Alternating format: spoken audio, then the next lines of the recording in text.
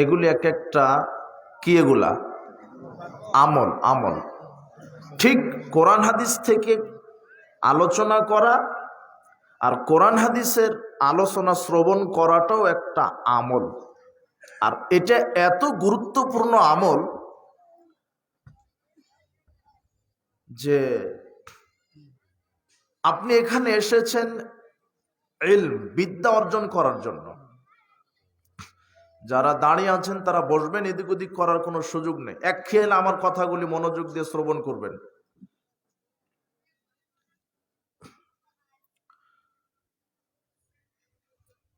ইবাদতের মর্যাদার চাইতেও জ্ঞানের মর্যাদা অনেক বেশি। আর আজকে এখানে আপনি এসেছেন ইলম অর্জন করার জন্য, আপনি কিছু শিখবেন এখানে। রাসূল সাল্লাল্লাহু আলাইহি ওয়াসাল্লাম বলছেন, যখন কোনো ব্যক্তি বিদ্যা অর্জন করার জন্য রাস্তা দিয়ে চলাচল করে, ওই বিদ্যা অর্জনকারীর মর্যাদার দিকে আল্লাহ লক্ষ্য করে ফেরেশতাদেরকে বলেন, যে ব্যক্তি বিদ্যা অর্জন করার জন্য রাস্তায় হাঁটা চলাচল করে, সেই ব্যক্তির পায়ের নিচে ফেরেশতারা তাদের ডানা বিছিয়ে দেন। আপনি আগামীকাল এখানে 14 ফিরে যাওয়া আসা করবেন, ডানা বিছাবে না। কিন্তু আজকে এসেছেন, ডানা বিছিয়েছে। কেন এসেছেন আজকে? ইলম উপার্জন করার জন্য, বিদ্যা অর্জন করার জন্য। এখানে এসেছেন কিছু শিখার জন্য কোরআন এবং হাদিস থেকে। এটা পৃথিবীতে যত ইবাদত আছে, সব ইবাদতের মধ্যে মর্যাদাপূর্ণ একটা ইবাদত হচ্ছে বিদ্যা অর্জন করা। রাসূল সাল্লাল্লাহু আলাইহি ওয়াসাল্লাম বলছেন, ফাজলুল ইলম খায়রুম মিন ফাজলিল ইবাদা। ইবাদতের মর্যাদার চাইতেও বিদ্যা অর্জন করার মর্যাদা আল্লাহর নিকটে বেশি। কেন? আগে ইবাদত না আগে বিদ্যা? কোনটা?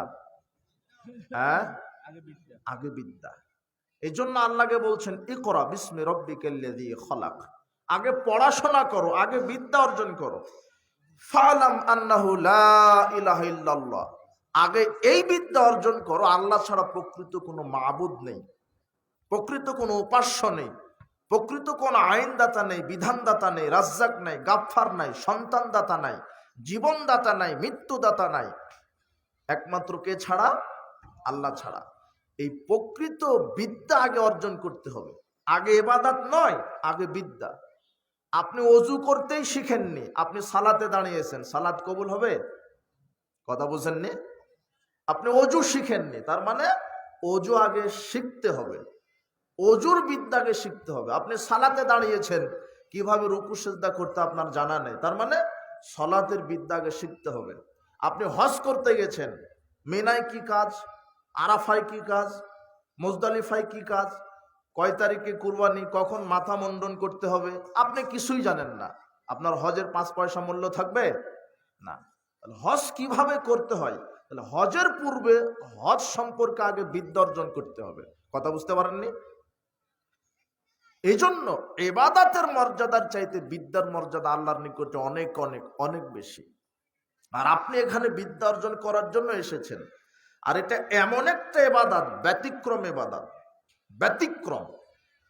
রাসূল সাল্লাল্লাহু আলাইহি ওয়াসাল্লাম বলছেন, কেউ যদি রমাদানের 30টা সিয়াম রাখে ঈমান নিয়ে নেকির আশায়, তাহলে আল্লাহ তার বিগত সব পাপ ক্ষমা করে দিবেন। রাসূল সাল্লাল্লাহু আলাইহি ওয়াসাল্লাম বলছেন, কেউ যদি রমাদানে কিয়ামুল লাইল, রাত্রের সালাত আদায় করে ঈমান নিয়ে নেকির আশায়, আল্লাহ তার বিগত সব পাপকে ক্ষমা করে দিবেন। রাসূল সাল্লাল্লাহু আলাইহি ওয়াসাল্লাম বলছেন, কেউ যদি রমাদানে ঈমান নিয়ে নেকির আশায় লাইলাতুল কদর রাত্রিকে উদযাপন করেন, তাহলে আল্লাহ তার বিগত সব পাপকে ক্ষমা করে দিবেন। রাসূল সাল্লাল্লাহু আলাইহি ওয়াসাল্লাম বলছেন, মা মিন মুসলিমাইনি ইয়ালতাকিয়ানি ফায়াতাসাফাহান। যখন দুজন মুসলিম রাস্তায় সাক্ষাৎ হয়, সাক্ষাতের সময় পরস্পর 2 হাতে মুসাফা করে সালাম বিনিময় করে, ইল্লা গুফিরা লাহুমা ক্বাবলা ইফতারিকা। তাদের 2 হাত পৃথক হওয়ার পূর্বেই আল্লাহ তাদের বিগত সব পাপকে ক্ষমা করে দিবেন।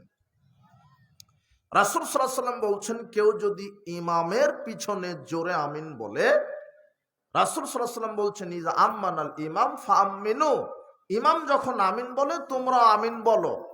ফাইন্নাহু মান ওয়াফাকা তামিনুহু তামিনাল মালায়েকা গুফিরা লাহু মা তাকাদ্দামা মিন যামবিহি। ইমামের আমিন বলার সাথে সাথে ফেরেশতারাও আমিন বলে, ওই সময় তোমরাও বলো। তোমাদের আমিনটা যদি ফেরেশতাদের বলার সাথে একসাথে হয়ে যায়, তাহলে আল্লাহ তোমাদের বিগত সব পাপ ক্ষমা করে দিবেন। রাসূল সাল্লাল্লাহু আলাইহি ওয়াসাল্লাম বলছেন, ইজা ক্বালাল ইমাম সামি আল্লাহু লিমান হামিদা, যখন ইমাম বলে সামি আল্লাহু লিমান হামিদা ফাকুলু আল্লাহুম্মা রাব্বানা লাকাল হামদ, তখন তোমরা এই দোয়াটা বলো। ফাইন্নাহু মান ওয়াফাকা কাউলুহু কাউলাল মালায়েকা গুফিরা লাহু মা তাকাদ্দামা মিন যামবিহি। যখন তোমরা আল্লাহুম্মা রাব্বানা লাকাল হামদ বলো, ইমামের সামি আল্লাহু লিমান হামিদা বলার সাথে সাথে সব ফেরেশতা এই দোয়াটা বলে, তখন তোমরাও বলো। তোমাদের বলা যদি ফেরেশতাদের বলার সাথে হয়ে যায়, আল্লাহ তোমাদের বিগত সব পাপ ক্ষমা করে দিবেন। রাসূল সাল্লাল্লাহু আলাইহি ওয়াসাল্লাম বলছেন, মান আকালাত তাআম, যে ব্যক্তি খাদ্য খাওয়া শেষ করে বলবে কি, আলহামদুলিল্লাহিল্লাযী আতআমানি হাযা ওয়া রাযাকানিহি মিন গায়রি হাওলিন মিন্নি ওয়ালা কুওয়া, এটা যদি খাওয়া শেষ করে কেউ বলতে পারে, তাহলে আল্লাহ তার বিগত সব পাপ ক্ষমা করে দিবেন। রাসূল সাল্লাল্লাহু আলাইহি ওয়াসাল্লাম বলছেন, কেউ যদি হজ করে, হজ যদি কবুল হয়, আল্লাহ তার বিগত সব পাপ ক্ষমা করে দেন। তিনি বলছেন, কেউ যদি হিজরত করে, আল্লাহ তার বিগত সব পাপ ক্ষমা করে দেন।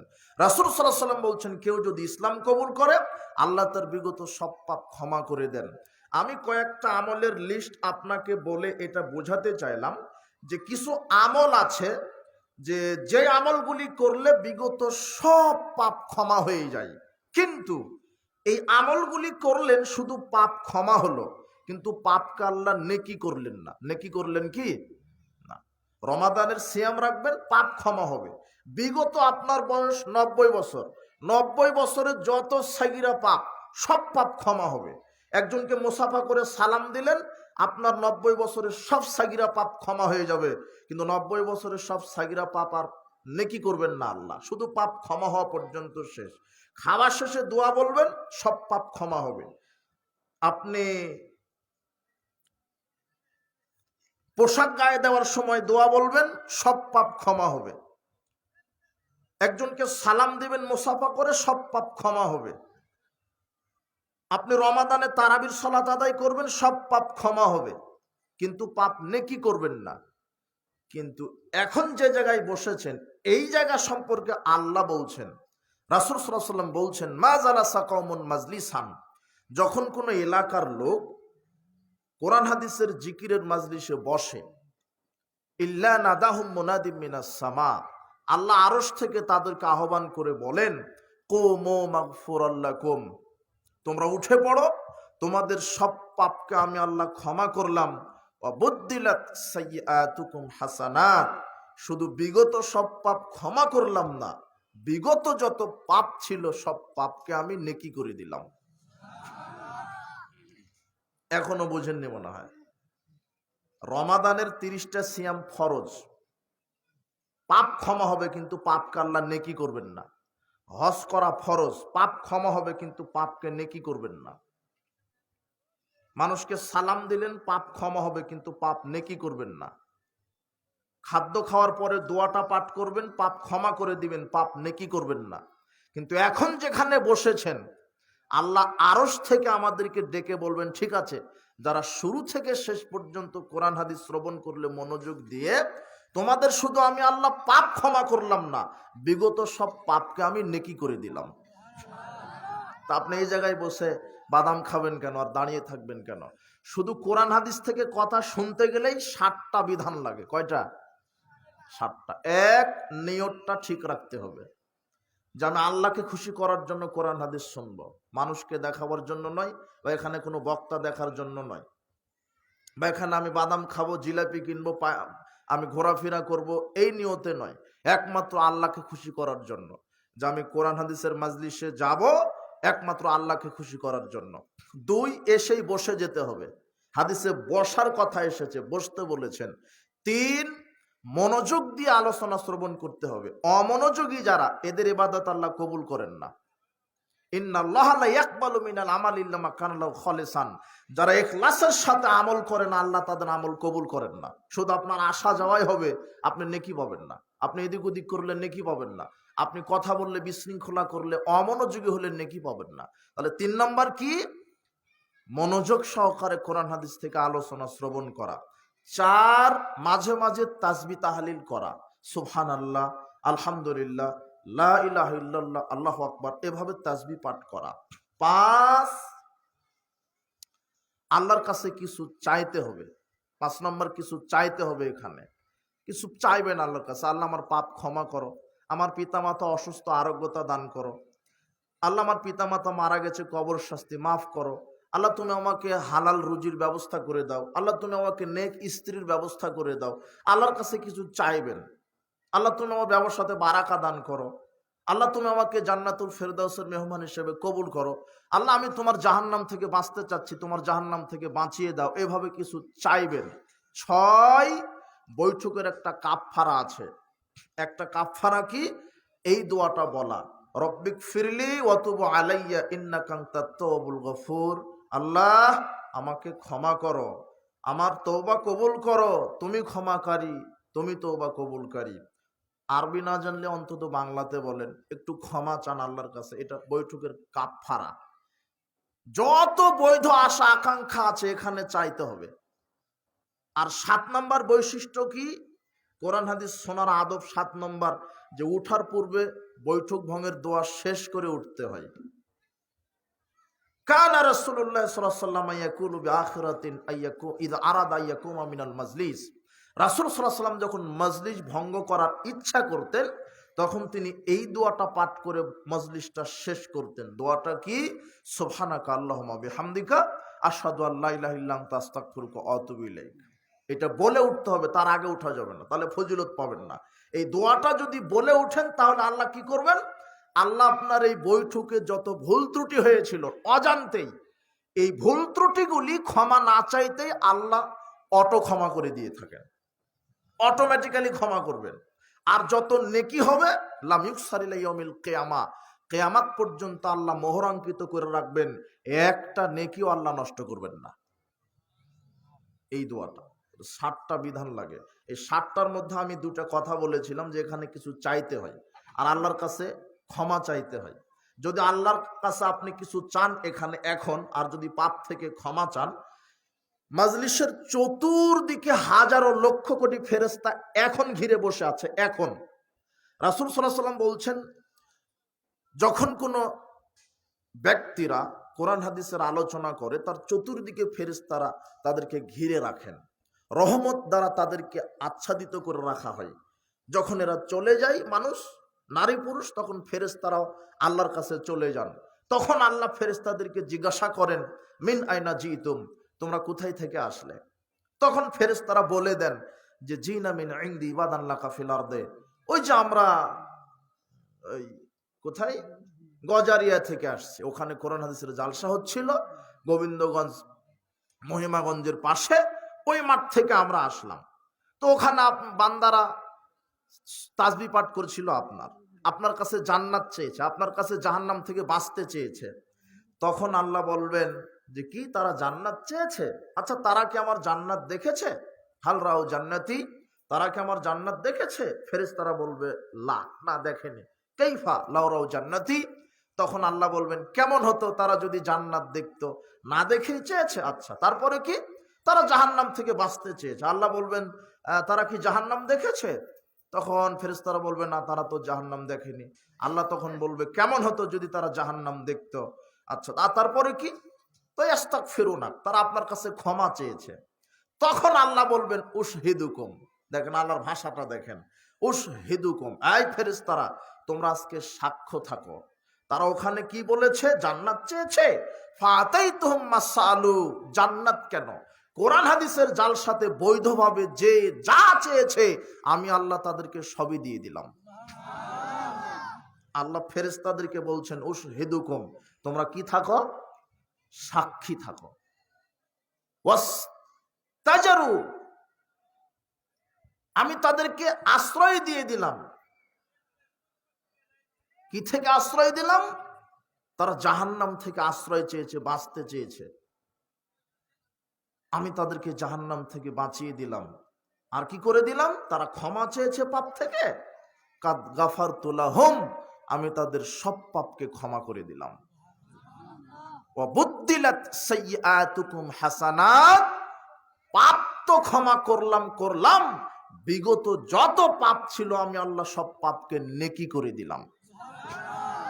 তখন ফেরেশতারা বলবে, আল্লাহ ফিহিম ফুলানুন আব্দুন খত্তা, ওই মাজলিসে একটা বড় পাপী বসেছিল। ইন্নামা মাররা ফাজালা সামাহুম, লোকটা রাস্তা দিয়ে যাওয়ার সময়তে সেও এসে বসে পড়েছে। তখন আল্লাহ বলবেন, না, ও যত বড়ই পাপী হোক তাতে সমস্যা নেই, যেহেতু কোরআন হাদিসের মাজলিসে বসেছে আমি তাকেও ক্ষমা করে দিলাম। এটা হলো কোরআন হাদিসের মাজলিসের বরকত, ফজিলত। তো আপনি এই জায়গাতে এসে যদি এইভাবে কথা বলেন, হাঁটা চলাচল করেন, বাদাম খান, আপনি বক্তব্য শুনতেই 7টা বিধান লাগে, এটাই তো আপনার জানা নাই। এতদিন এমনিতেই শোনেন, তাই তো এদেশে ওয়াজ মাহফিল প্রতিদিন হয়, কিন্তু জনগণের কোনো পরিবর্তন হয় না। এখলাসটা ঠিক নাই, যে নিয়তটা ঠিক নাই। যে এখানে আর একটা কথা হলো যে আপনি হয়তো বা বলবেন যে আপনি যে বললেন, অনেক মানুষ বলে যে আমি তো আল্লাহর কাছে অনেক কান্নাকাটি করি। রাসূল সাল্লাল্লাহু আলাইহি ওয়াসাল্লাম তো বললেন যে মাজলিসে বসে যা চাই আল্লাহ তাই দান করেন, তো আমি তো অনেক চাই, আমাকে তো দেয় না। নবী রসুল যারা, এদের দোয়া কবুল হয়েছে বছরকে বছর পরে। ইব্রাহিম আলাইহিস সালামের দোয়া কবুল হলো 5000 বছর পরে। কত বছর? ইব্রাহিম আলাইহিস সালাম তার স্ত্রীকে রেখে ওই যে বিজন ভূমিতে মক্কায়, যেখানে ওই গাছপালা নেই, নদী নালা নেই, পানি নেই, কিছু নেই, এ মরুভূমির উপরে রেখে একটু পাহাড়ের আড়ালে গিয়ে আল্লাহর কাছে বলছেন, আল্লাহ আমি আমার পরিবারকে রেখে গেলাম, কেউ নেই, তো এখানে আপনি এমন রুজির ব্যবস্থা করে দিবেন যে রুজির যেন অভাব না হয়, এমন রুজির ব্যবস্থা করে দিবেন, আর আমার বংশ থেকে ছেলে সন্তান দান করবেন যারা 5 ওয়াক্ত সালাত আদায়কারী হয়। তো রুজি বৃদ্ধি করে দিবেন। 5000 বছর পূর্বে দোয়া করলেন, তো আজকে সেই দোয়া কবুল হলো বর্তমানে সৌদি আরবে, আর এখন রুজি রুটির আর কোনো অভাব নেই। কত বছর পরে দোয়া কবুল হলো? 5000। আর মুহাম্মদ সাল্লাল্লাহু আলাইহি ওয়াসাল্লাম মক্কায় কাবা ঘরে সালাত আদায় করছিল, এমন সময়তে মক্কার যারা মুশরিক লিডার, ওরা বলছে যে উটের ভুঁড়ি চাপিয়ে দাও। তখন কিছু দুষ্ট ছেলে উটের ভুঁড়ি তার পিঠের উপরে চাপিয়ে দিল। ফাতেমা রাদিয়াল্লাহু তাআলা আনহা কিভাবে খবর পেয়ে ভুঁড়িটা নামিয়ে দিলেন। তখন তিনি মাথাটা উঠে আল্লাহর কাছে বলছেন, আল্লাহুম্মা আলাইকা বিকুরাইশ, এই যে আবু জেহেল, উতবা, সাইবা, আল্লাহ এদেরকে তুমি ধ্বংস করো, এদের উপরে লানত।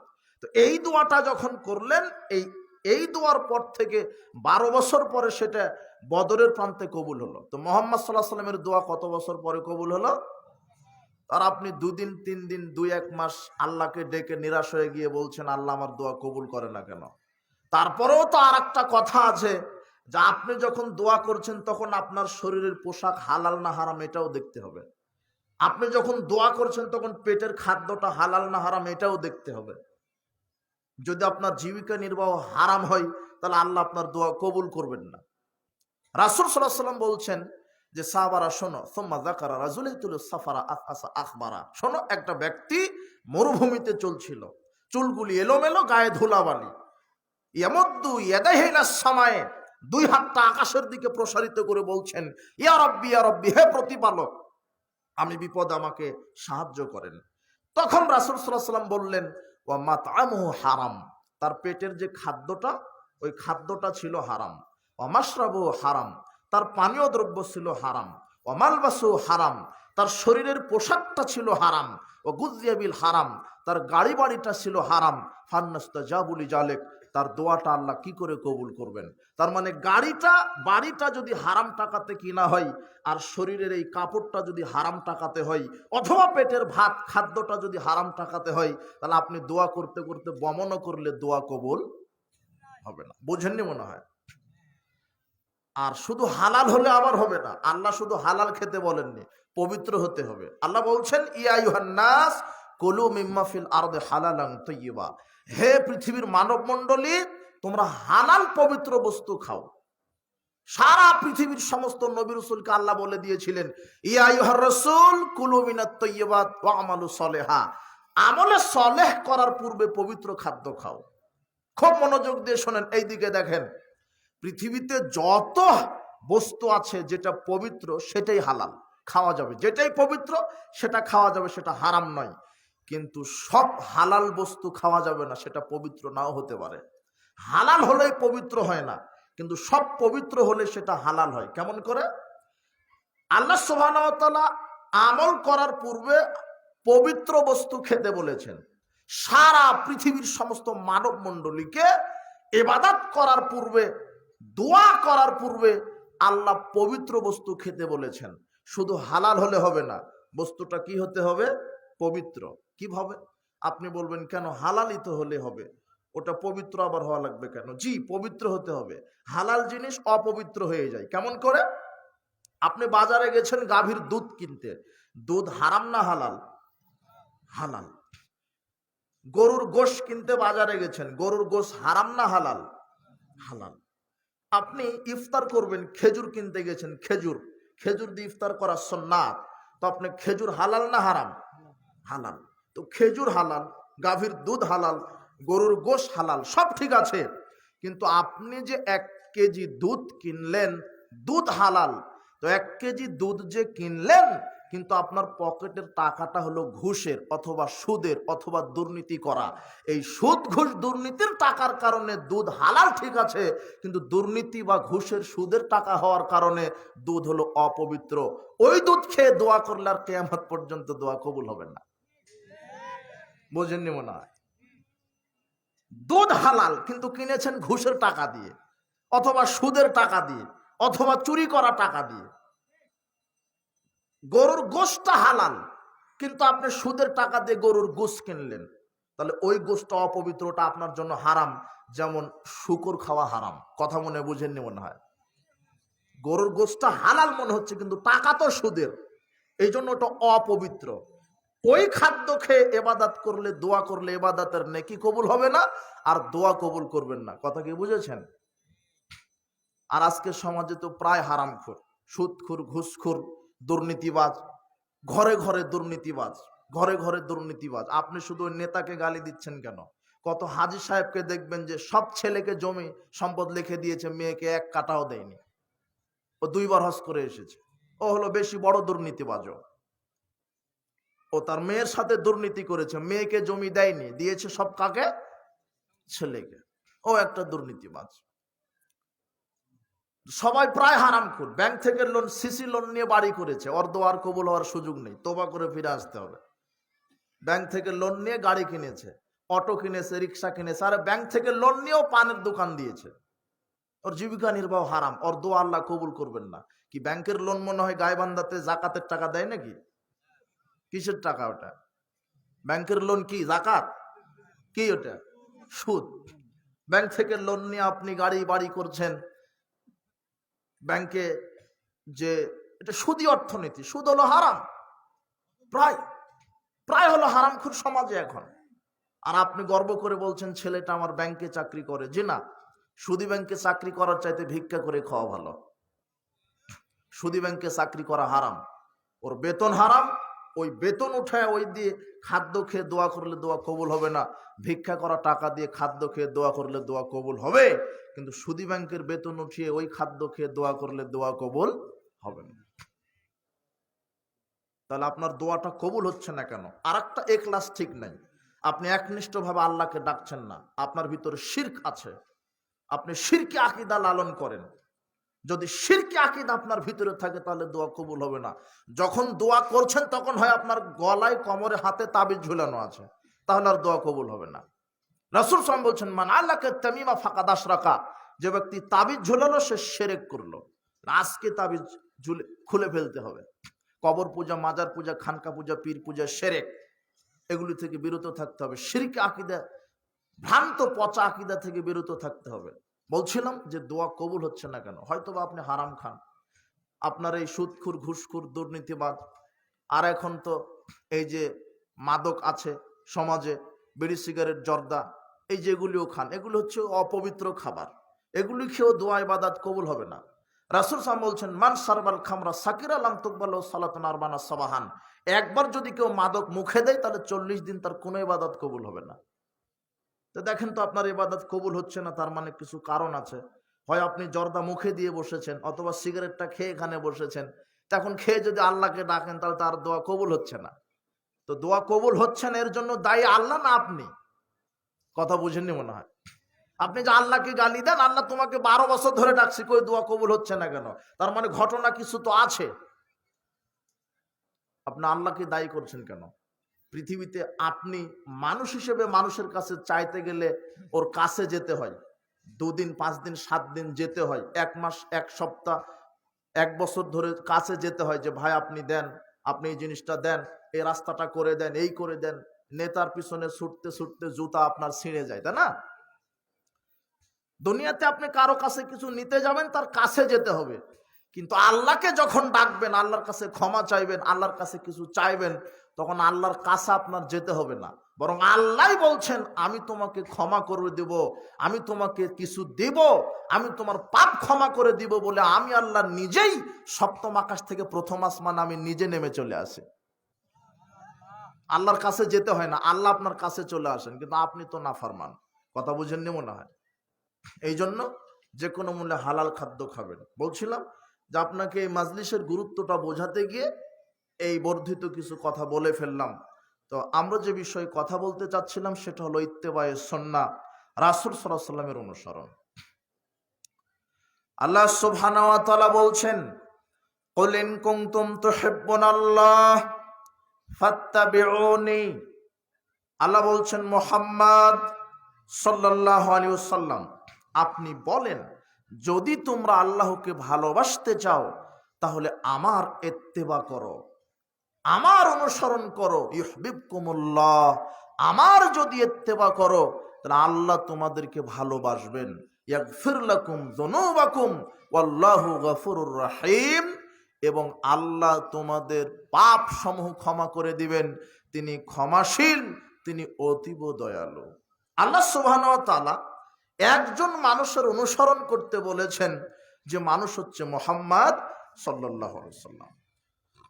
আবু হুরায়রা রাদিয়াল্লাহু আনহু বলছেন, রাসূল সাল্লাল্লাহু আলাইহি ওয়াসাল্লাম বলেছেন, কুল্লু উম্মতি ইয়াদখুলুনাল জান্নাহ, আমার প্রত্যেক উম্মত জান্নাতে যাবে, ইল্লা মান আবা, তবে যারা আবা তারা জান্নাতে যাবে না। কিলা ওয়া মান আবা ইয়া রাসূলুল্লাহ, রাসূল সাল্লাল্লাহু আলাইহি ওয়াসাল্লামকে জিজ্ঞাসা করা হলো আবা কারা? রাসূল সাল্লাল্লাহু আলাইহি ওয়াসাল্লাম বললেন, মান আতানি দাখালাল জান্নাহ, যে ব্যক্তি আমার ইত্তেবা করলো, আমার অনুসরণ করলো, সে জান্নাতে প্রবেশ করলো। ওমান আসানি ফাকাদ আবা, যে আমার ইত্তেবা করলো না, আমার অবাধ্যতা করলো, আমার নাফরমানি করলো, সেই আবা, তার থাকার জায়গা হবে জাহান্নাম। তার মানে মানুষের জান্নাত জাহান্নাম নির্ভর করছে রাসূল সাল্লাল্লাহু আলাইহি ওয়াসাল্লামকে অনুসরণ করার মধ্যে। আল্লাহ সুবহানাহু ওয়া তাআলা বলছেন, লাকাদ কানা লাকুম ফি রাসূলিল্লাহি উসওয়াতুন হাসানা, তোমাদের জন্য উত্তম আদর্শ হচ্ছে তোমাদের রাসূলের মধ্যে দিয়েছি, তিনি হচ্ছেন মুহাম্মদ সাল্লাল্লাহু আলাইহি ওয়াসাল্লাম। রাসূল সাল্লাল্লাহু আলাইহি ওয়াসাল্লাম এমন একজন ব্যক্তি, তার আদর্শ সার্বিক জীবনে আমাদেরকে অনুসরণ করতে হবে, শুধু ধর্মীয় জীবনে নয়, বৈষয়িক জীবনেও। বৈষয়িক জীবনে রাসূল সাল্লাল্লাহু আলাইহি ওয়াসাল্লামকে অনুসরণ করতে হবে। তিনি পুঁজিবাদী অর্থনীতিতে বিশ্বাসী ছিল না, আমাকে পুঁজিবাদী অর্থনীতিতে বিশ্বাসী হওয়া যাবে না। তিনি দুর্নীতিবাদ ছিলেন না, তিনি সুদখোর ঘুষখোর ছিলেন না, আমাকেও সুদখোর ঘুষখোর হওয়া যাবে না। বৈষয়িক জীবনে তিনি সত্যবাদী ছিলেন, ন্যায়পরায়ণ ছিলেন, তিনি সনিষ্ঠ ছিলেন, বিনয়ী ছিলেন, নম্র ছিলেন, ভদ্র ছিলেন, শালীনভাবে চলতেন, মুখের ভাষা ছিল সুমিষ্ট, সহজ সরল। আমাকেও ওইভাবে চলতে হবে। তিনি মানুষের সাথে মিশুক ছিলেন, প্রতিবেশীর হক আদায় করেছেন, তিনি সমাজের মানুষের হক আদায় করেছেন, তিনি মানুষের সাথে সদাচরণ করে চলেছেন। বৈষয়িক জীবনে আমাকে রাসূল সাল্লাল্লাহু আলাইহি ওয়াসাল্লামকে অনুসরণ করতে হবে, অর্থনীতিতে, সমাজনীতিতে, শিক্ষানীতিতে, রাজনীতিতে, সব ক্ষেত্রেই আমাকে সালাতে যেমন রসুলের তরিকাই সালাত, সিয়ামটা যেমন রসুলের তরিকাই, যাকাত যেমন রসুলের তরিকাই, হজ যেমন রসুলের তরিকাই, কোরআনটা যেমন পাঠ করব রসুলের তরিকাই, ঠিক আমাকে অর্থনীতি, সমাজনীতি, শিক্ষানীতি, রাজনীতিও করতে হবে রসুলের তরিকায়। কার তরিকায়? সব রাসূল সাল্লাল্লাহু আলাইহি ওয়াসাল্লাম সারি জীবনে ইসলাম কমপ্লিট কোড অফ লাইফ, ইসলাম সার্বজনীন জীবন বিধান। আমি রাসূল সাল্লাল্লাহু আলাইহি ওয়াসাল্লামকে অনুসরণ করব শুধু সালাত সিয়ামে নয়, রাসূল সাল্লাল্লাহু আলাইহি ওয়াসাল্লামকে অনুসরণ করব অর্থনীতিতে, সমাজনীতিতে, রাজনীতিতে, শিক্ষানীতিতে। কিন্তু এক শ্রেণীর অধিকাংশ কিছু নাস্তিক কমন মাইন্ডের ব্যক্তি, এরা শুধু সালাত সিয়াম হজ যাকাত শুধু আদায় করাকে ইসলাম মনে করেছে। তারা নিজের গতিতে সমাজনীতি চালায়, শিক্ষানীতি চালায়, রাজনীতি চালায়। এরা রাসূল সাল্লাল্লাহু আলাইহি ওয়াসাল্লামকে বৈষয়িক জীবনে মেনে নেয়নি, এরা রাসূল সাল্লাল্লাহু আলাইহি ওয়াসাল্লামকে ইসলামী জীবনে মেনে নেয়নি। অথচ এই নাস্তিকেরা ঠিকই জানে যে পৃথিবীর ইতিহাসে সর্বশ্রেষ্ঠ রাষ্ট্রবিজ্ঞানী মুহাম্মদ সাল্লাল্লাহু আলাইহি সাল্লাম, পৃথিবীর ইতিহাসে সর্বশ্রেষ্ঠ সমাজবিজ্ঞানী মুহাম্মদ সাল্লাল্লাহু আলাইহি সাল্লাম, পৃথিবীর ইতিহাসে সর্বশ্রেষ্ঠ অর্থনীতিবিদ মুহাম্মদ সাল্লাল্লাহু আলাইহি সাল্লাম, পৃথিবীর ইতিহাসে সর্বশ্রেষ্ঠ নেতা মুহাম্মদ সাল্লাল্লাহু আলাইহি সাল্লাম, পৃথিবীর ইতিহাসে সর্বশ্রেষ্ঠ রাজনীতিবিদ মুহাম্মদ সাল্লাল্লাহু আলাইহি সাল্লাম। এরা ঠিকই জানে, কিন্তু এরা মেনে নেয়নি। এরা তো জানে পৃথিবীর ইতিহাসে যুগে যুগে খ্রিস্টান মনীষী এরাও রাসূল সাল্লাল্লাহু আলাইহি সাল্লামের অবদানকে স্বীকার করেছে, রাসূল সাল্লাল্লাহু আলাইহি সাল্লামকে মূল্যায়ন করেছে। কিন্তু এক শ্রেণীর মুসলিম নামধারী এই সেকুলার নেতারা ইসলামকে সার্বিক জীবনে মেনে নেয়নি। বলছিলাম আল্লাহ সুবহানাহু ওয়া তাআলা বলছেন সার্বিক জীবনে তোমরা রসুলের ইত্তেবা করো, শুধু ধর্মীয় জীবনে নয়, আমাদেরকে বৈষয়িক জীবনেও রসুলের ইত্তেবা করতে হবে। সার্বিক জীবনে রাসূল সাল্লাল্লাহু আলাইহি সাল্লামের ইত্তেবা করতে হবে। আল্লাহ সুবহানাহু ওয়া তাআলা বলছেন ওমা আতাকুমুর রাসূলু ফাখুযুহু ওমা নাহাকুম আনহু ফান্তাহু। রাসূল তোমাদের যা দেন তা তোমরা গ্রহণ করো, রাসূল তোমাদের যা থেকে নিষেধ করেন তা থেকে বিরত থাকো। তার মানে রাসূল সাল্লাল্লাহু আলাইহি সাল্লাম যা দিয়েছেন আমাকে মেনে নিতে হবে, যা থেকে নিষেধ করেছেন তা থেকে আমাকে বিরত থাকতে হবে। তাহলেই আমরা রাসূলের ইত্তেবা পরিপূর্ণভাবে করতে পারবো। বলছিলাম আমি সালাত সিয়াম হজ যাকাত তাসবিহ তাহলিল সবকিছু করব একজন মানুষের তরিকায়। অর্থনীতি, সমাজনীতি, রাজনীতি করব একজন মানুষের তরিকায়, যেই মানুষের নাম হচ্ছে মুহাম্মদ সাল্লাল্লাহু আলাইহি ওয়াসাল্লাম। আর যদি আমার বৈষয়িক এবং ধর্মীয় জীবনে রসুলের তরিকায় রসুলকে যদি ইত্তেবা না করি, তাহলে আমি ক্ষতিগ্রস্তদের মধ্যে অন্তর্ভুক্ত হব। আমাকে রাসূল সাল্লাল্লাহু আলাইহি সাল্লামের নীতিতে, রাসূল সাল্লাল্লাহু আলাইহি সাল্লামের তরিকায় ইবাদত করতে হবে। যদি রাসূল সাল্লাল্লাহু আলাইহি সাল্লামের তরিকায়, রাসূল সাল্লাল্লাহু আলাইহি সাল্লামের নীতিতে যদি ইবাদত না করি, তাহলে আমার ইবাদত কবুল হবে না। বলছিলাম আল্লাহ সুবহানাহু ওয়া তাআলা রাসূল সাল্লাল্লাহু আলাইহি সাল্লামকে ইত্তেবা করতে বলেছেন। কোথায়? সার্বিক জীবনে। যদি আমি সালাত সিয়াম হজ যাকাতে আমার ইবাদতে রসুলকে ইত্তেবা না করি, তাহলে আমার আমল আল্লাহ কবুল করবেন না। এদেশের মানুষকে আমরা বোঝাতে পারলাম না যে আমল করতে হয় দলিলের ভিত্তিতে, রাসূল সাল্লাল্লাহু আলাইহি সাল্লামের সুন্নাহ ভিত্তিতে। মানুষের মন গড়া কোনো বড় হুজুর, বুজুর্গ, কোনো ওলি, কোনো গাউস, কোনো কুতুবের তরিকায় নয়, কোনো মানুষের তরিকায় নয়। একজন মানুষ, একজন নবী, যার নাম মুহাম্মদ সাল্লাল্লাহু আলাইহি সাল্লাম, তার তরিকায় আমল করতে হবে। এদেশের মানুষকে আমরা এখনো মানহাজ বুঝাতে পারিনি, আকীদা বুঝাতে পারিনি, রাসূল সাল্লাল্লাহু আলাইহি সাল্লামের ইত্তেবাটা বুঝাতে পারিনি। এদেশের অধিকাংশ মানুষ আমল করে কোরআন সুন্নাহর ভিত্তিতে নয়, এদেশের অধিকাংশ মানুষ আমল করে বাপদাদার দোহাই দেওয়ার ভিত্তিতে। বাপদাদা যা করে আসছে তাই করবে। বড় বুজুর্গানে দিন, বড় গাউস কুতুব ওলিয়া উলিয়া যা করে আসছে, বড় আলেম যা করে আসছে তাই করবে। কিন্তু দলিল অনুযায়ী রাসূল সাল্লাল্লাহু আলাইহি ওয়াসাল্লামের তরিকা অনুযায়ী আমাকে আমল করতে হবে, এটা মানুষ বুঝতে চাচ্ছে না।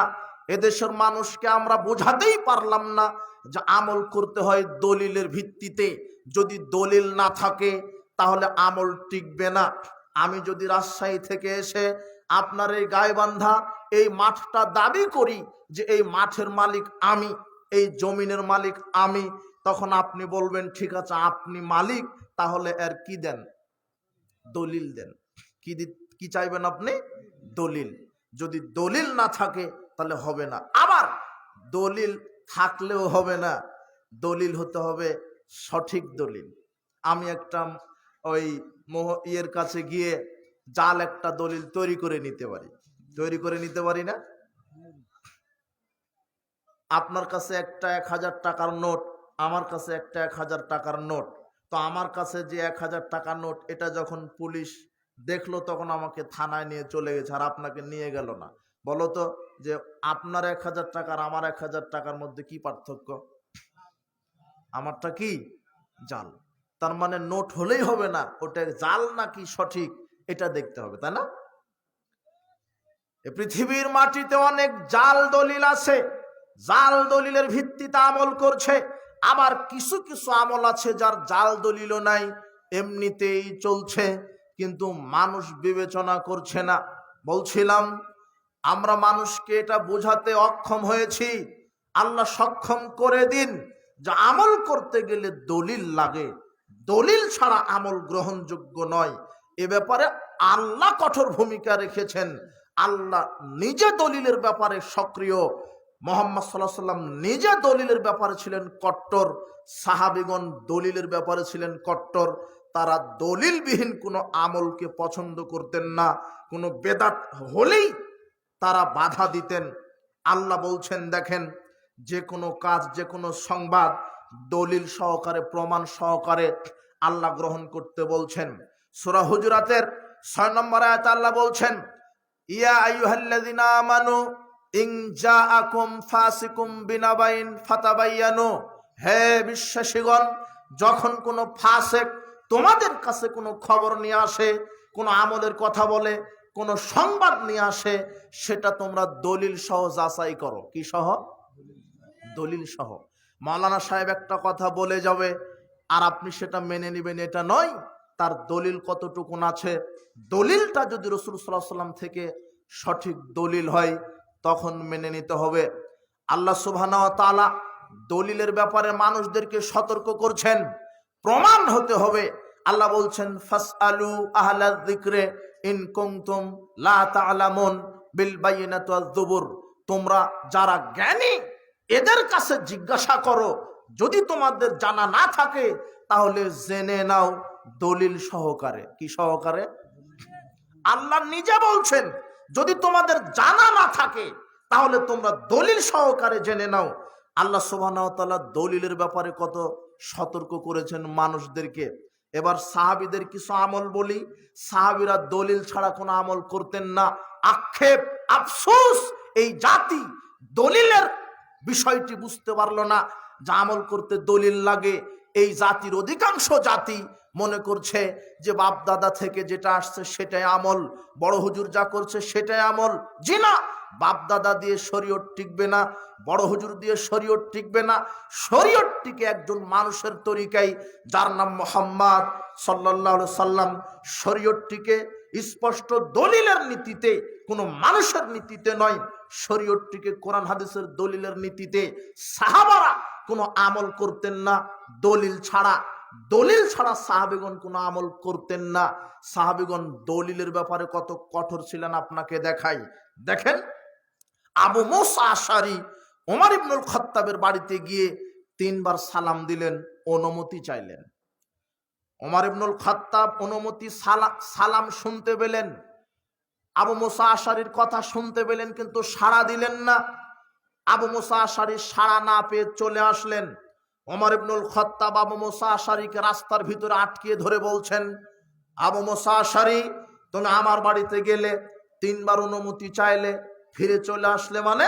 তখন আবু মুসা আশআরী হাদিস শোনাচ্ছেন ওমর ইবনুল খাত্তাবকে। অর্ধজাহানের খলিফা ওমর ইবনুল খাত্তাব তাকে আবু মুসা আশারি দলিল পেশ করছেন, হাদিস শোনাচ্ছেন। ক্বালা রাসূলুল্লাহ সাল্লাল্লাহু আলাইহি ওয়াসাল্লাম ইযা ইসতাআজানা আহাদুকুম সালাসান, রাসূল সাল্লাল্লাহু আলাইহি ওয়াসাল্লাম বলেছেন, তোমাদের কেউ যখন কারো বাড়িতে যাবে তিনবার অনুমতি চাইবে। ফালাম ইউজান লাহু, যদি তাকে অনুমতি না দেওয়া হয় ফালে ইরজি, তাহলে ফিরে চলে আসবে। হে ওমর ইবনুল খাত্তাব, আমি রাসূলের হাদিস অনুযায়ী আমল করেছি। রাসূল সাল্লাল্লাহু আলাইহি ওয়াসাল্লাম বলেছেন তিনবার অনুমতি চাও, অনুমতি না দিলে ফিরে আসো। তাই তো আমি আপনার বাড়িতে গিয়ে অনুমতি চাইলাম, অনুমতি দেননি, কোনো সাড়া নাই, কোনো শব্দ নাই, তাই আমি ফিরে চলে আসলাম। তখন ওমর ইবনুল খাত্তাব বলছেন, আচ্ছা এই কথা, ওয়াল্লাহি লা তুকিমান আলাইহি বিবাইনাত, তুমি অবশ্যই আমার কাছে হাদিসের দলিল পেশ করো। কি পেশ করো? দলিল। তুমি যে হাদিসটা আমাকে শোনালে এর দলিল পেশ করো। অন্য হাদিসে এসেছে ওমর ইবনুল খাত্তাব বলছেন, যদি দলিল প্রমাণ পেশ করতে না পারো, এই যে তরবারি দিয়ে তোমাকে পেট পিট চিরে হত্যা করা হবে। একজন সাহাবী আর একজন সাহাবীকে হত্যার হুমকি দিচ্ছে। আবু মুসা আশারি ভয় পেয়ে গেলেন, ওমর বলে কথা, ওমর যা করবে, যা বলবে তাই করবে। তাই তিনি ঘাবড়ে গেলেন, দৌড়ে চলে গেলেন সাহাবীদের একটা মাজলিসে, যেখানে অনেক সাহাবী বসেছিলেন। সাহাবীগণের মধ্যে একজন সাহাবী প্রশ্ন করলেন, কি ব্যাপার, আপনি এরকম ঘাবড়ানো কেন, কি হয়েছে আপনার? তখন আবু মুসা আশারি বলছেন, আমি ওমর ইবনুল খাত্তাবের বাড়িতে গিয়েছিলাম, এই এই ঘটনা, তিনি এই হাদিসের দলিল চেয়েছেন। তখন উবাই ইবনে কাব বলছেন, ওয়াল্লাহি লা ইয়াকুমু মাকা ইল্লা আসগারুল কওম। হে ওমর ইবনুল খাত্তাব, এই যে যত সাহাবী দেখছেন এই বৈঠকের মধ্যে, এর মধ্যে যিনি ছোট সাহাবী, তার এই হাদিসটা, এই দলিলটা জানা আছে। ফাকুনতু আসগারুল কওম। আবু সাঈদ খুদরি রাদিয়াল্লাহু আনহু বলছেন, আমি দাঁড়িয়ে গেলাম, আমি ছিলাম সবচেয়ে ছোট কম বয়স্ক সাহাবী। আমি দাঁড়িয়ে গিয়ে ইয়াকুমু মাহু ফাখবারতু ওমর আন্না নবী সাল্লাল্লাহু আলাইহি ওয়াসাল্লাম কালা যালিক। আমি দাঁড়িয়ে ওমর ইবনুল খাত্তাবকে বলছি, হ্যাঁ রাসূল সাল্লাল্লাহু আলাইহি ওয়াসাল্লাম এরকম কথা বলেছেন, রাসূল সাল্লাল্লাহু আলাইহি ওয়াসাল্লাম এই হাদিস বলেছেন। তখন ওমর ইবনুল খাত্তাব রাদিয়াল্লাহু আনহু, আচ্ছা ঠিক আছে, আমি দলিল পেয়ে গেলাম। দেখেন রাসূল সাল্লাল্লাহু আলাইহি ওয়াসাল্লামের সাহাবীগণ দলিলের ব্যাপারে কত কট্টর ছিলেন। এখান থেকে দুটাই হাদিস থেকে শিক্ষা হলো যে আলেম যত বড়ই হোক, সব হাদিস জানা নাও থাকতে পারে। ওমর ইবনুল খাত্তাব বিশ্ব অর্ধ পৃথিবীর খলিফা, তারপরও এই হাদিস তার জানা না। বোঝেননি মনে হয়? ওমর ইবনুল খাত্তাবের এই হাদিসটা জানা ছিল না, তাই তিনি বলছেন যে দলিল পেশ করো। তখন সাহাবীগণ বলছেন, হ্যাঁ রাসূল সাল্লাল্লাহু আলাইহি ওয়াসাল্লাম এই হাদিস বলেছেন। দলিল ছাড়া সাহাবীগণ কোনো আমল করতেন না। আর আপনি বাপ দাদার দোহাই দিয়ে শরীয়ত মানবেন, মানে ওই শরীয়তের 5 পয়সা মূল্য নেই, ওই আমলের 5 পয়সা মূল্য নেই। যে আমল দলিলবিহীন করা হয়, আপনাকে দেখাই সাহাবীরা রাসূল সাল্লাল্লাহু আলাইহি ওয়াসাল্লামকে কিভাবে অনুসরণ করতেন। ইত্তেবায়ে সুন্নাহ, রাসূল সাল্লাল্লাহু আলাইহি ওয়াসাল্লামের অনুসরণ। আবু সাঈদ খুদরি বলছেন, এই সালামের এই হাদিসটা সহিহ বুখারীর 6245 নম্বর হাদিসে পাবেন। আবু সাঈদ খুদরি এবার বলছেন, এই হাদিসটা পাবেন 956 নম্বর হাদিস। আবু সাঈদ খুদরি রাদিয়াল্লাহু আনহু বলছেন, দেখেন সাহাবীগণ রাসূল সাল্লাল্লাহু আলাইহি ওয়াসাল্লামকে কি পরিমাণ অনুসরণ করতেন। আবু সাঈদ খুদরি রাদিয়াল্লাহু আনহু বলছেন যে আমরা রাসূল সাল্লাল্লাহু আলাইহি ওয়াসাল্লামের সাথে ঈদুল আযহা, ঈদুল ফিতরে যেতাম, তিনি গিয়েই সর্বপ্রথম 2 রাকাত সালাত আদায় করাতেন, এরপরে খুতবা দিতেন। এভাবেই চলে আসছে। এরপরে যখন মদিনার খলিফা আমির হলেন মারওয়ান খলিফা হয়েই ঈদের দিনে তিনি মেম্বার নিয়ে গেলেন আর আরেকটা কাজ করলেন, তিনি সালাতের আগে খুতবা দিলেন। আবু সাঈদ খুদরি বলছেন, না না না, আপনি তো রাসূলের দিন পরিবর্তন করে ফেললেন। রাসূল সাল্লাল্লাহু আলাইহি ওয়াসাল্লাম ঈদের মাঠে মেম্বার নিয়ে আসেননি, কাজে মেম্বার চলবে না। ঈদের মাঠে মেম্বারের উপরে দাঁড়িয়ে খুতবা দেওয়া, এটা রাসূল সাল্লাল্লাহু আলাইহি ওয়াসাল্লাম সুন্নাহ বিরোধী, এটা হলো বিদআত। ঈদের মাঠে মেম্বার চলবে না। আবু সাঈদ খুদরি বিরোধিতা করছেন, না না, আপনি তো রাসূলের দিনকে পরিবর্তন করে ফেলালেন, ঈদের মাঠে মেম্বার চলবে না। আর আপনি আগে খুতবা দিলেন, পরে সালাত আদায় করলেন। জি না, যদি আগে সালাত আদায় করলেন না, এমন ভাষা না, ভাষাটা হচ্ছে ঈদের মাঠে মেম্বার নিয়ে গেল আর মারওয়ান আগে খুতবা দিবে, পরে সালাত আদায় করবে। তখন আবু সাঈদ খুদরি বলছেন, না, আপনি তো দিন পরিবর্তন করলেন, আমি আপনাকে সালাম দিলাম, যেখানে রাসূল সাল্লাল্লাহু আলাইহি ওয়াসাল্লামের তরিকা চলে না, এই মাঠে আমি সালাত আদায় করব না, এই বলে তিনি ফিরে আসলেন। তো ওখানে মারওয়ান যুক্তি দিচ্ছেন, শোনো, রাসূল সাল্লাল্লাহু আলাইহি ওয়াসাল্লামের যুগে আগে সালাত হয়েছে পরে খুতবা হয়েছে, এই কথা ঠিক, কিন্তু এখন আগে খুতবা হবে পরে সালাত হবে কেন?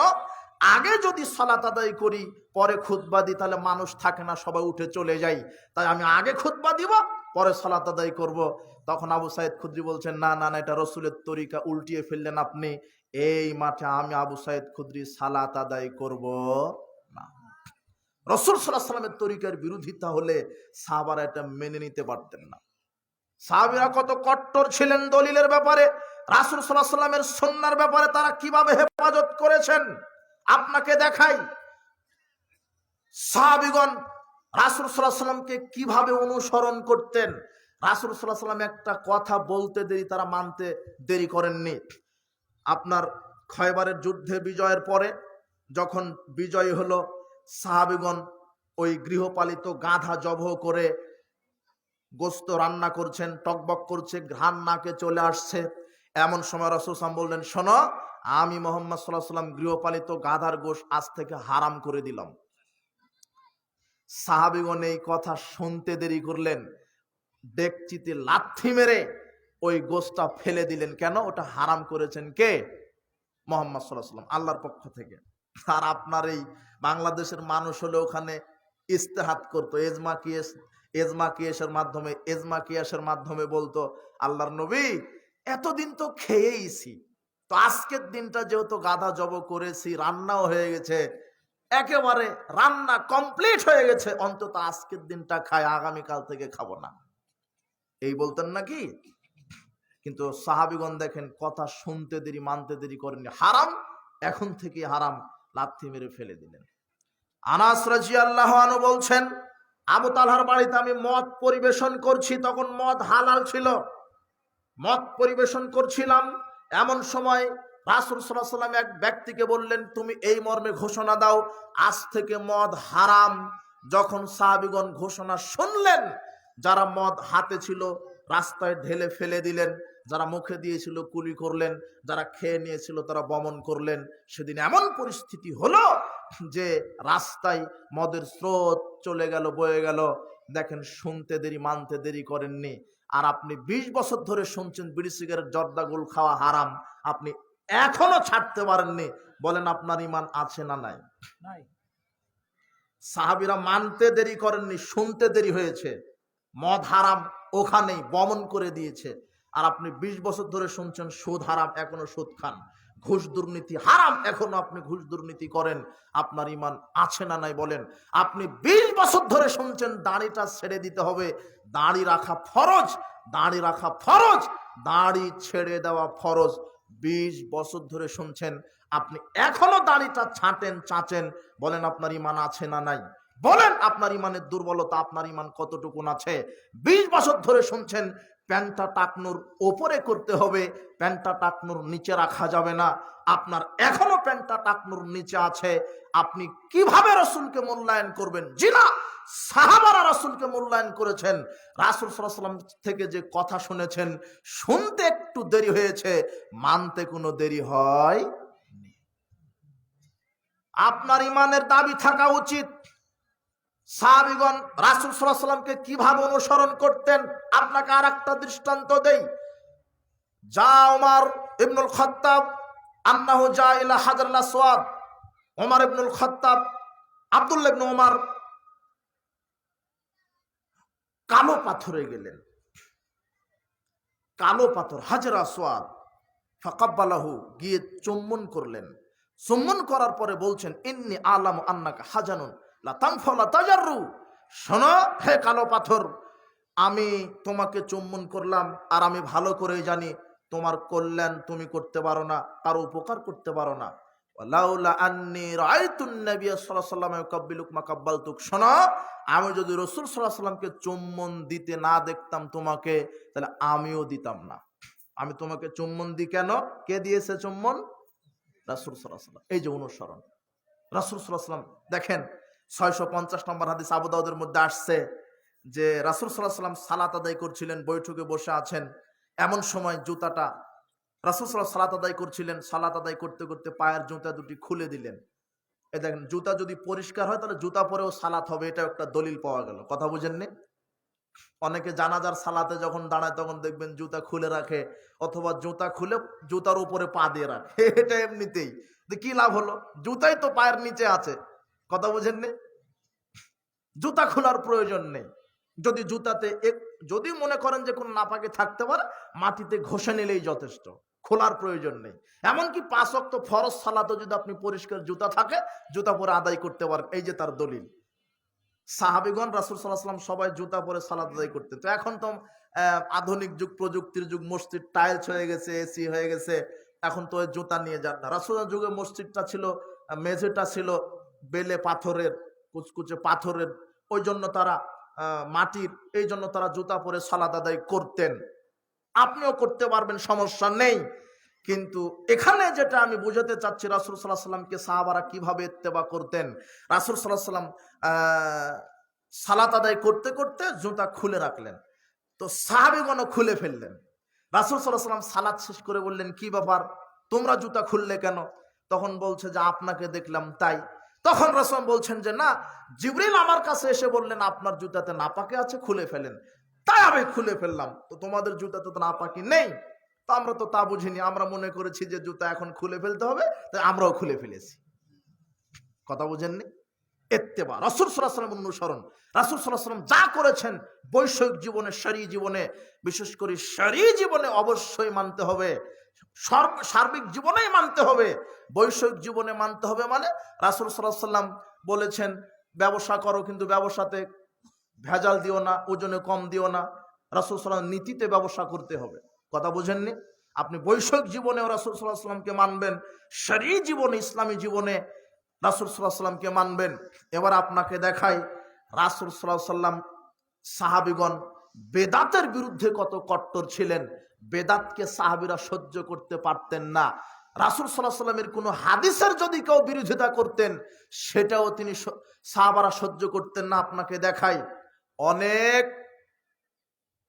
আলে হাদিস যুবকেরা, নারী পুরুষ সবাই অভিযোগ করেন।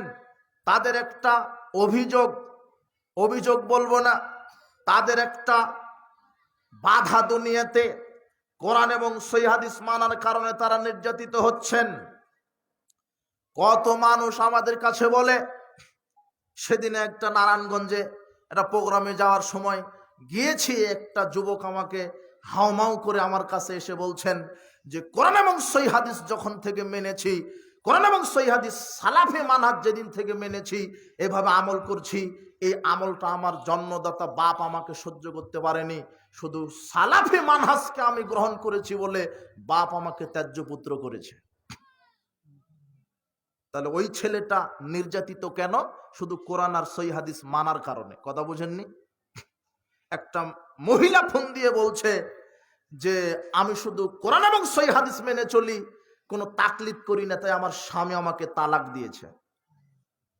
তার মানে আমরা বুঝতে পারছি যে কোরআন এবং সহিহ হাদিস মানার কারণে এই দেশে অনেক যুবক যুবতী, নারী পুরুষ নির্যাতিত হচ্ছে। কিছুদিন আগে একটা ছেলেকে মেরে হসপিটালে ভর্তি হলো। ছেলেটার অপরাধ কি ছিল? জোরে আমিন বলেছে মসজিদে। তার মানে নির্যাতিত হচ্ছে। আমি ওই ব্যাপারে কিছু শেষে কথা বলতে পারি, তবে আমি বলতে চাচ্ছি যে কোরআন এবং সহিহ হাদিস মানার কারণে দেশের অনেক সালাফি ভাইয়েরা নির্যাতিত হচ্ছেন, সালাফি বোনেরা নির্যাতিত হচ্ছেন। তবে চিন্তার কারণ নেই। অনেক মানুষ বলে যে আপনাদের বক্তব্য শুনে ওই মরার খাওয়া বাদ দিয়ে দিয়েছি, মানুষ মারা গেলে চল্লিশা করতো, ওই হালুয়া রুটি করতো, বাদ দিয়ে দিয়েছি, সম্মিলিত মোনাজাত বাদ দিয়ে দিয়েছি। তো আপনাদের বক্তব্য শুনে সম্মিলিত মোনাজাত বাদ দিয়েছি, এলাকাবাসী আমাদেরকে আর দেখতে পারে না, আমাদেরকে গালি দেয়, ইহুদি খ্রিস্টানের দালাল বলে, লামাঝাবি বলে, গায়রে মোকাল্লিদ বলে গালি দেয়। যখন বাপ মা মারা গেছে আপনাদের বক্তব্য শুনে চল্লিশা খাওয়ানো বাদ দিয়েছি, তাই আমার ফুপুদের সাথে সম্পর্ক নেই। ফুপুরা বলে আহা, টাকা খরচের ভয়ে বাপ মায়ের খাবার খাওয়াবি না, টাকা খরচের ভয়ে মানুষে কি বলবে, অথচ আমাদের এত টাকা, ফুপুদের সাথে আজকে সম্পর্ক নেই। কেন? বাপ মারা গেছে, চল্লিশে খাওয়ায়নি, তাই ফুপুদের সাথে সম্পর্ক নেই, চাচিদের সাথে সম্পর্ক নেই, চাচাদের সাথে সম্পর্ক নেই। বাপকে কবর দিয়েছি, কবর জিয়ারতের সময় সবাই মিলে সম্মিলিত মোনাজাত করিনি, তাই আমার ফুপু, আমার চাচা আমাকে গালি দেয়। আমরা তার মানে কোরআন এবং সহিহ হাদিস মানার কারণে আমরা পৃথিবীতে আজকে নির্যাতিত, তাই না? নির্যাতিত কিনা? নির্যাতিত। ছেলেকে নিজের বাবা গালি দিচ্ছে কোরআন এবং সহিহ হাদিস মানার কারণে। ফুপুর সাথে সম্পর্ক নষ্ট, চাচাদের সাথে সম্পর্ক নষ্ট, এমনকি তালাক পর্যন্ত হয়ে যাচ্ছে, এমনকি ত্যায্য পুত্র পর্যন্ত হয়ে যাচ্ছে। অপরাধ কি? শুধু কোরআন এবং সহিহ হাদিস মানা, এটাই হলো অপরাধ, তাই না? কিন্তু হাদিস শুনেন, দেখেন, ওমর ইবনুল খাত্তাবের ছেলে আব্দুল্লাহ, আমরা বলি আব্দুল্লাহ ইবনে ওমর, ওমর ইবনুল খাত্তাবের ছেলে আব্দুল্লাহ, আব্দুল্লাহর ছেলে হলো বেলাল। আব্দুল্লাহ রাদিয়াল্লাহু আনহু বেলালকে বলছেন, হাদিসটা মিশকাতের 1084 নম্বর হাদিস, আব্দুল্লাহর ছেলে বেলাল, ওমরের ছেলে আব্দুল্লাহ, আর আব্দুল্লাহর ছেলে বেলাল। আব্দুল্লাহ ইবনে ওমর তার ছেলেকে বলছেন, একটা হাদিস বলছেন, শোনো, লা ইয়ামনা আন্না রাজুলুন আহলাহু আয়াতুল মাসাজিদ, শোনো, মহিলারা যদি মসজিদে গিয়ে সালাত আদায় করতে চায় তাহলে তোমরা মহিলাদেরকে বাধা দিও না। রাসূল সাল্লাল্লাহু আলাইহি ওয়াসাল্লাম বলেছেন, ইজাস্তাজানাত ইমরাতু আহাদিকুম ফালায়ামনাহা, যদি মহিলারা মসজিদে গিয়ে 5 ওয়াক্ত সালাত আদায় করতে চায় তাহলে বাধা দিও না। হাদিসটা সহিহ বুখারীর 873 নম্বর হাদিস। রাসূল সাল্লাল্লাহু আলাইহি ওয়াসাল্লাম বলছেন, কোন মহিলা যদি মসজিদে গিয়ে 5 ওয়াক্ত সালাত আদায় করতে চায় তাহলে তোমরা বাধা দিও না। এই হাদিসটা আব্দুল্লাহ ইবনে ওমর তার ছেলে বেলালকে শোনাচ্ছেন। তখন বেলাল বলছেন যে ফা ইন্না নামনাউহুন্না, আমরা অবশ্যই মহিলাদেরকে বাধা দিব, আমরা অবশ্যই মহিলাদেরকে বাধা দিব। তখন আব্দুল্লাহ ইবনে ওমর তার ছেলেকে বলছেন, কি ও হাদিসুকান রাসূলুল্লাহ সাল্লাল্লাহু আলাইহি ওয়াসাল্লাম, আমি তোমাকে রসুলের হাদিস শোনাচ্ছি আর তুমি বলছো বাধা দিবে? আরে রাসূল সাল্লাল্লাহু আলাইহি ওয়াসাল্লাম যেখানে বলেছেন মহিলারা 5 ওয়াক্ত সালাত মসজিদে আদায় করতে চাইলে বাধা দেওয়া যাবে না, তুমি বাধা দিবে? ফামা কাল্লামাহু আব্দুল্লাহ হাত্তা মাতা, যেই বলেছে আমি বাধা দিব, বেলাল ওই নীতির উপরেই ছিল, বেলাল মসজিদে মহিলাদেরকে আসতে দিবে না। বেলালের বাপ আব্দুল্লাহ ইবনে ওমর মরা পর্যন্ত আর নিজের ছেলের সাথে কথা বলেননি। কি পর্যন্ত? কেন কেন কথা বলেননি বলেন? হ্যাঁ, ও বাধা দিবে। রসুল বলছেন বাধা দিও না, আর তার ছেলে বলছে বাধা দিবে। রাসূল সাল্লাল্লাহু আলাইহি ওয়াসাল্লাম বলছেন, সে ততক্ষণ পর্যন্ত মুমিন হতে পারবে না যতক্ষণ না তার ছেলে, সন্তান, স্ত্রী, পরিবার তাদের চাইতে আমি অধিক প্রিয় না হব। কিসের ছেলে, কিসের পিতামাতা, কিসের খালা ফুপু, যারা রাসূল সাল্লাল্লাহু আলাইহি ওয়াসাল্লামের হাদিসকে মানে না, এদের সাথে আমাদের কোনো সম্পর্ক থাকতে পারে না। কথা বুঝেননি?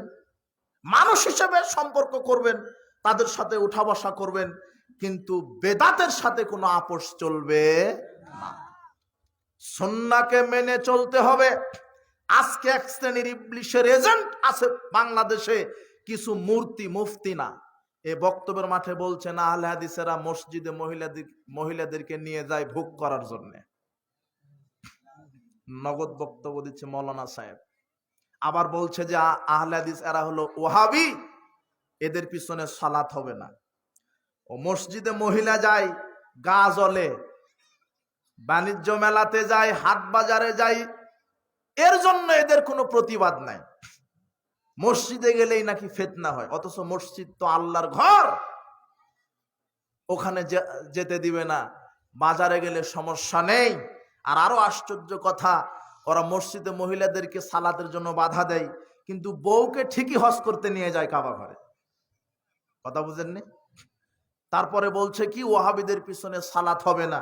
ওয়াহাবি মানে যারা জোরে আমিন বলে, রাফালায় দাইন করে, পায়ের সাথে পা মিলাই, যারা কবর পূজা, মাজার পূজা করে না, যারা শিরক বিদআতের সাথে আপোষ করে না, যারা মিলাদ কিয়াম করে না, যারা জিলাপি খুর না, যারা শিরনি খুর, বিরিয়ানি খুর না, আশেকে রসুলের নামে জিলাপি খেয়ে মহব্বত শেষ, এরকম না, যারা বেদাতের সাথে আপোষ করে না, যারা কোরআন সুন্নাহ মেনে চলে, বলছে ওয়াহাবি, এদের পিছনে সালাত হবে না।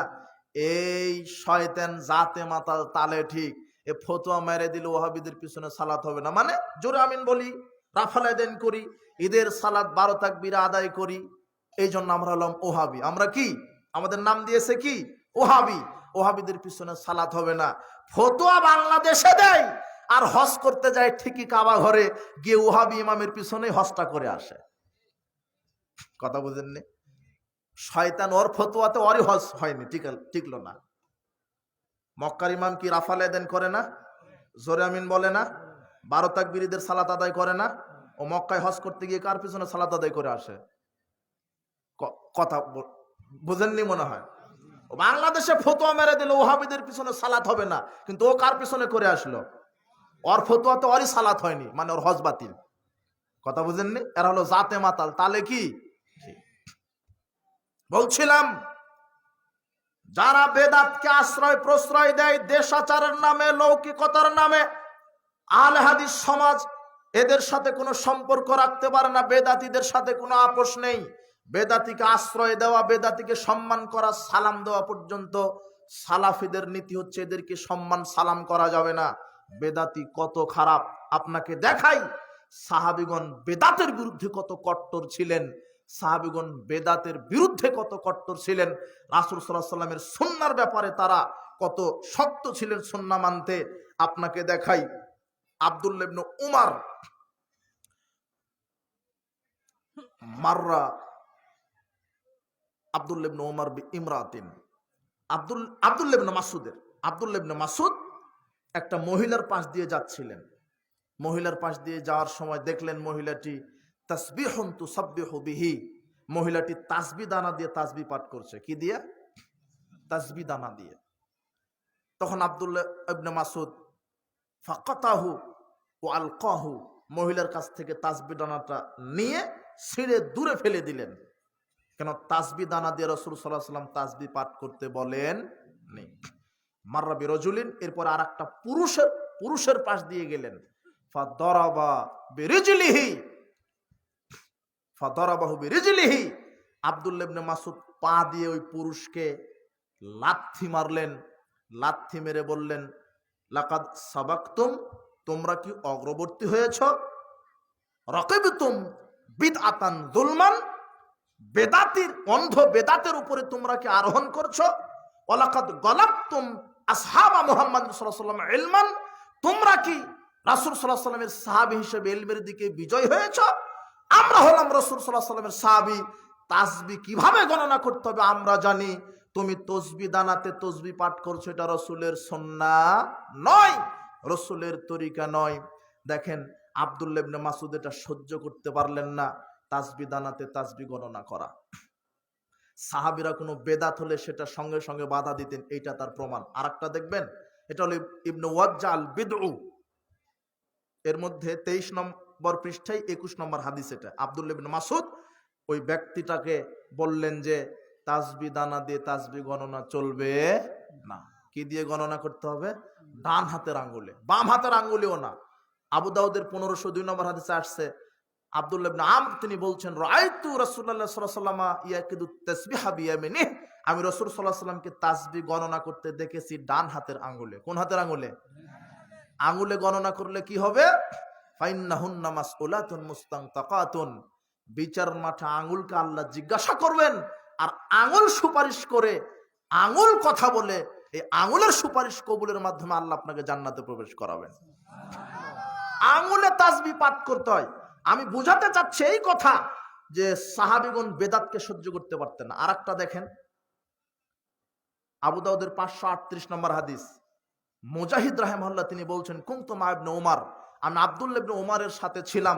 একদিন মসজিদে গেলাম, যোহর কিংবা আসরের সময় মসজিদে গেলাম। আব্দুল্লাহ ইবনে উমর শেষ বয়সে অন্ধ হয়ে গিয়েছিলেন, চোখে দেখতে পান না, অন্ধ হয়ে গিয়েছিলেন।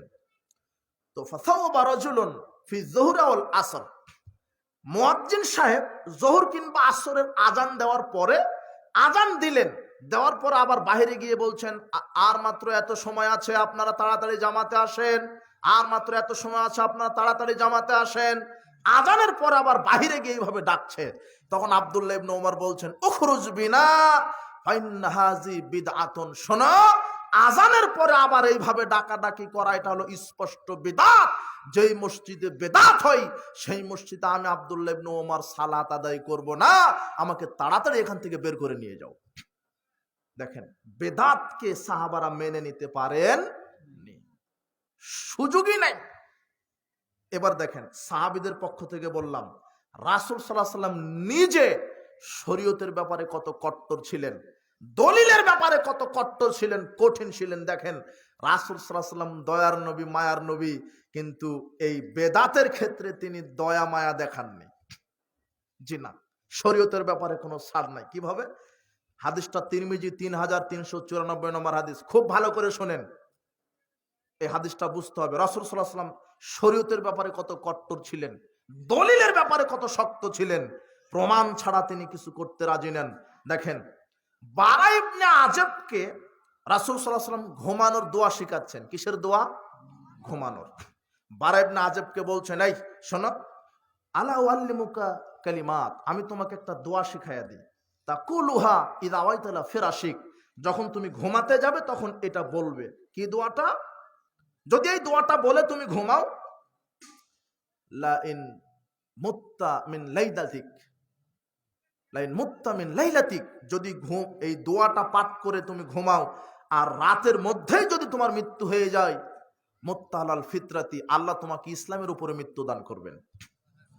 ওয়াইন আসবাহতা আসবাহতা কাদ আসাবতা খায়রান, আর যদি তোমার সকাল হয়ে যায়, আল্লাহ তোমাকে কল্যাণের উপরে সকাল করে দিবেন। এই দোয়াটা পড়ো। তো কি দোয়া? রাসূল সাল্লাল্লাহু আলাইহি ওয়াসাল্লাম শিখাচ্ছেন, শোনো, এইভাবে বলো। ঘুমানোর সময়তে বলবে, আল্লাহুম্মা আসলামতু নাফসি ইলাইকা ওয়া ওয়াজ্জাহতু ওয়াজহি ইলাইকা ওয়া ফাওয়াজতু আমরি ইলাইকা রাগবাতান ওয়া রাহাবাতান ইলাইকা ওয়ালজাতু যাহরি ইলাইকা লা মালজা ওয়া লা মানজা মিনকা ইল্লা ইলাইকা আমানতু বিকিতাবিকা আল্লাযী আনজালতা ওয়া বিনাবিয়িকা আল্লাযী আরসালতা। এই দোয়া পাঠ করে ঘুমাবে। যদি মৃত্যু হয়ে যায়, আল্লাহ ইসলামের উপরে মৃত্যু দান করবেন, আর যদি সকাল করো, কল্যাণের উপরে সকাল করাবেন। তখন বারা ইবনে আজব দোয়াটা মুখস্থ করার পরে রাসূল সাল্লাল্লাহু আলাইহি সাল্লামকে শোনানোর সময়তে রাসূল সাল্লাল্লাহু আলাইহি সাল্লাম শেষে বলেছেন, আমানতু বিনাবিয়িকা বলবে, কিন্তু বারা ইবনে আজব আমানতু বিরসুলিকা বলে ফেলেছে। কি বলে ফেলেছে? আমানতু বিনাবিয়িকার জায়গায়, নাবিয়িকার জায়গায় রসুলিকা শব্দ যোগ করেছে। কি বুঝেননি মনে হয় কথা? সব দোয়া ঠিক আছে, কোনো সমস্যা নেই, শুধু নাবিয়িকার জায়গায় কতটুকুন চেঞ্জ করেছে? রসুলিকা। নাবিয়িকার জায়গায় যখনই আমি রসুলিকা শব্দটা লাগালাম, ফাতাআনা ইয়াদিহি ফি সাদরি, রাসূল সাল্লাল্লাহু আলাইহি ওয়াসাল্লাম আমাকে আমার বুক বরাবর এক ঘুষি মেরে দিলেন। কয় ঘুষি? রাসূল সাল্লাল্লাহু আলাইহি ওয়াসাল্লাম নাবিয়িকার জায়গায় রসুলিকা এতটুকুন যোগ করেছে, এটা রাসূল সাল্লাল্লাহু আলাইহি ওয়াসাল্লাম সহ্য করতে পারেননি। আর আপনার হুজুর দোয়ায় তৈরি করে ফেলেছে, টোটাল একটা দোয়ায় তৈরি করে ফেলেছে, যেই দোয়ার শরীয়তে কোনো ভিত্তি নাই।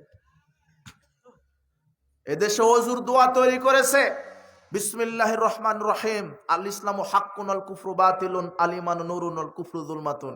এটা হলো হুজুর দোয়া তৈরি করেছে। হুজুর এটা দোয়ায় তৈরি করেছে।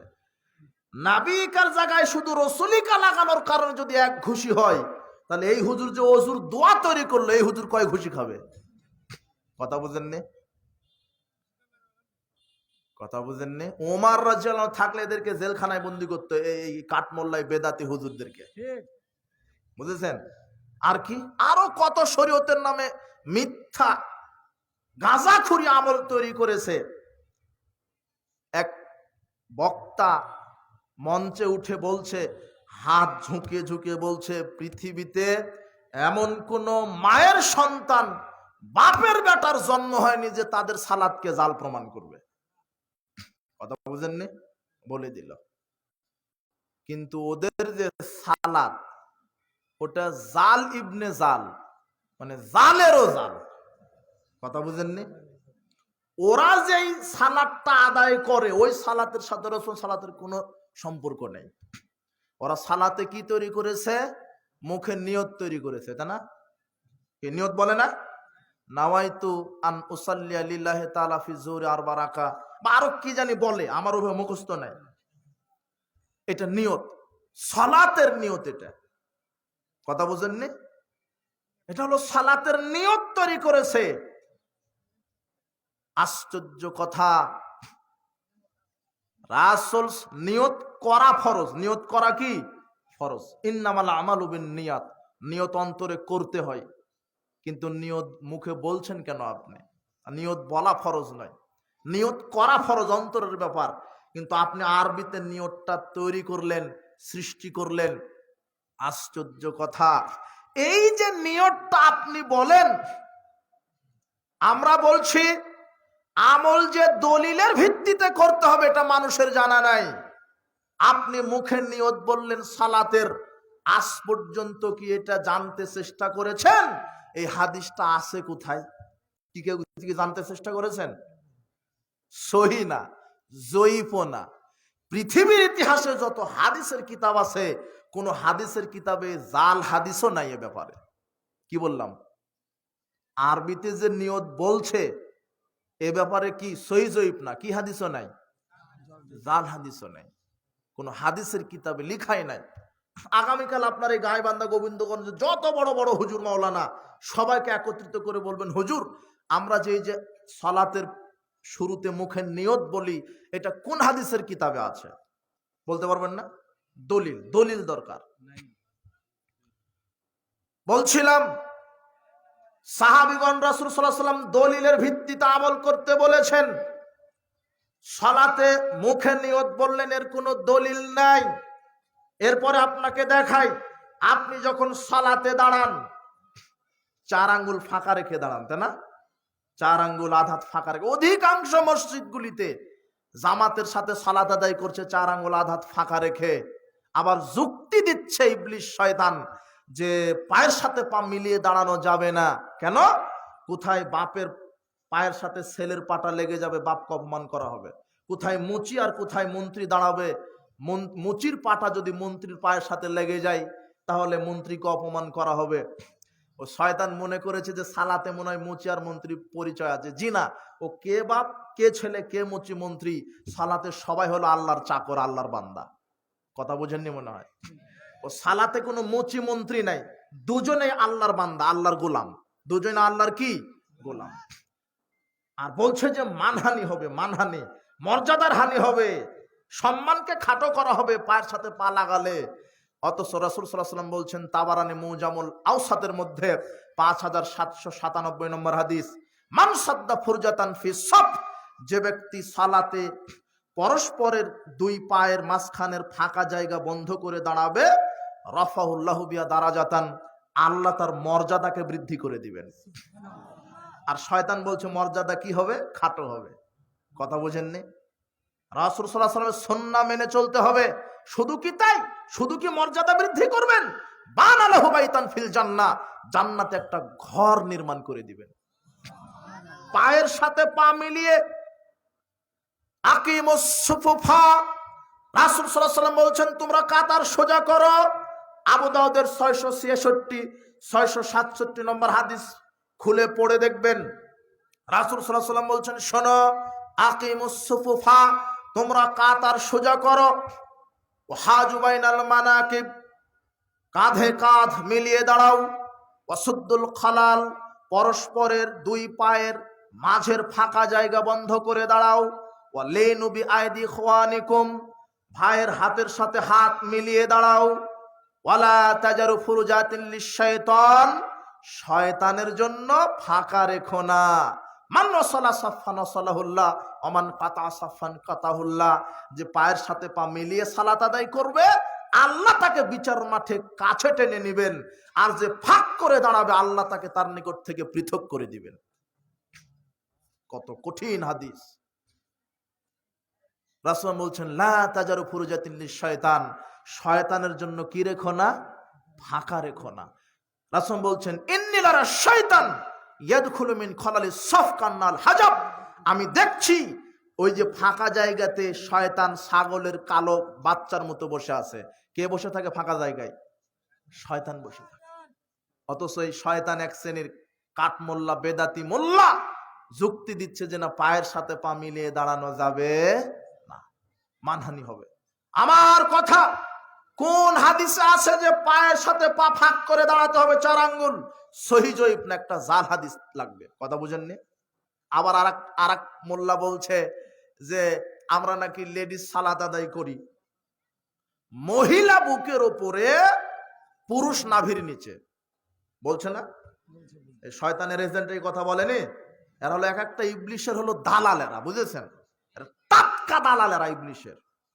ও বলছে আমরা পড়ে এসেছি, সারা বাংলাদেশের যত বড় বড় আলেম আছে, হানাফি বলেন, সাফি বলেন, মালিকি বলেন, হাটহাজারী, দেওবন্দি, যত বড় বড় আলেম আছে সব আলেমকে এক মঞ্চে করে বলবেন যে পুরুষ নাভির, পুরুষ বুকের পুরুষ নাভির নিচে হাত বাঁধবে আর মহিলা বুকের উপরে হাত বাঁধবে। এটা পৃথিবীতে কোন হাদিসের কিতাবে হাদিস আছে? সহি না, জয়ীফ না, একটা জাল হাদিস দেখতে যাবেন। কি হাদিস? সহি জয়ীফ লাগবে না, কি হাদিস? জাল হাদিস।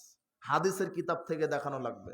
পৃথিবীর ইতিহাসে যত হাদিসের কিতাব আছে সহি জয়ীফ না, একটা জাল হাদিসও নাই, তবু এই আমল চলছে নাকি চলছে না? সাহসের সাথে বলছে পুরুষ নাভির নিচে, মহিলা বুকের উপরে। কি একটা টাটকা গাঁজাখুরি কথা একটা, যার কোনো জাল দলিল পৃথিবীতে নাই। আশ্চর্য কথা চলছে। অথচ আমাকে আমল করতে হবে রাসূল সাল্লাল্লাহু আলাইহি ওয়াসাল্লামের সুন্নাহ অনুযায়ী, দলিল অনুযায়ী। এই আমলের দলিলই নাই। আবার দেখবেন তাশাহুদে বৈঠকে বসার পরে আশহাদু আল্লা ইলাহা ইল্লাল্লাহু ওয়া আশহাদু আন্না মুহাম্মাদুর রাসূলুল্লাহ টপ করে জাগায় দিল, টপ করে নামায় দিল, তাই না?